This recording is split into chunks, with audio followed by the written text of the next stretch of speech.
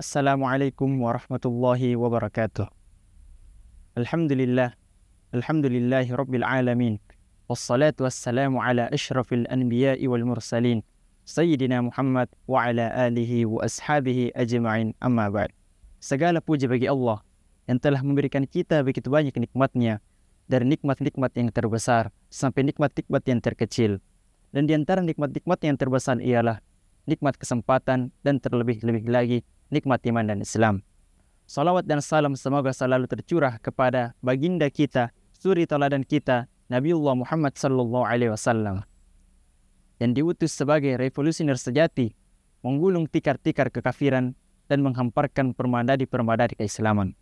Pemirsa MIM TV yang dirahmati Allah Subhanahu wa taala, bulan Ramadan adalah bulan yang paling mulia di antara bulan-bulan yang lainnya, yang dimana kita diwajibkan berpuasa di dalamnya agar menjadi orang-orang yang bertakwa, sebagaimana firman Allah Subhanahu wa taala yang artinya, wahai orang-orang yang beriman, diwajibkan atas kalian berpuasa sebagaimana diwajibkan orang-orang sebelum kalian agar kalian bertakwa.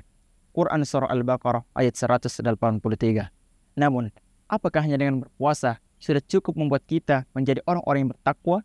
Ternyata tidak, karena di sisi lain Rasulullah sallallahu alaihi wasallam bersabda, "Kam min shaimin laisa lahu min siyamihi illa al-ju'i wal 'atash." Betapa banyak orang-orang yang berpuasa namun ia tidak mendapatkan apa-apa selain rasa lapar dan haus.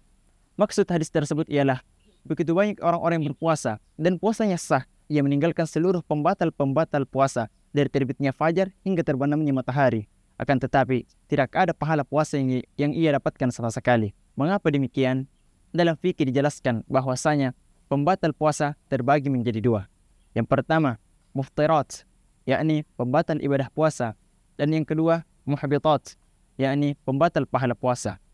Pembatal ibadah puasa adalah hal-hal yang apabila dilakukan dapat membatalkan puasa kita, seperti makan dan minum dengan sengaja, muntah dengan sengaja, dan lain-lainnya. Dan apabila kita melakukan salah satu pembatal-pembatal ibadah puasa, maka puasa kita batal dan wajib kita mengqadanya atau menggantinya. Adapun pembatal pahala puasa adalah hal-hal yang apabila dilakukan dapat mengurangi pahala puasa kita, bahkan menghilangkan seluruh pahala puasa kita.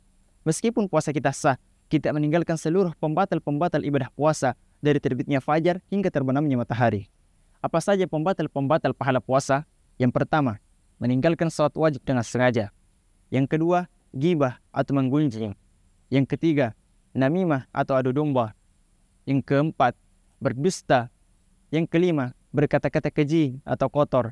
Dan yang keenam, memandang yang haram. Maka tak heran jika Rasulullah SAW bersabda bahwa betapa banyak orang-orang yang berpuasa namun ia tidak mendapatkan apa-apa selain rasa lapar dan haus. Karena kita sering menjumpai orang-orang atau bahkan diri kita sendiri yang ketika berpuasa masih suka meninggalkan salat wajib dengan sengaja, juga masih suka menggibah, menggunjing, bergosip, menceritakan keburukan orang lain, menceritakan keburukan tangganya, juga masih suka namimah, mengadu domba, memprovokasi antara satu dengan yang lainnya, antara kelompok lain dengan kelompok lainnya, juga masih suka berdusta, berbohong, juga masih suka berkata-kata keji, berkata-kata kotor, juga masih suka memandang yang haram, memandang aurat orang lain misalnya, menonton video-video yang haram misalnya, dan lain-lainnya, sehingga puasa-puasa yang kita kerjakan tidak bernilai pahala di sisi Allah Subhanahu wa taala.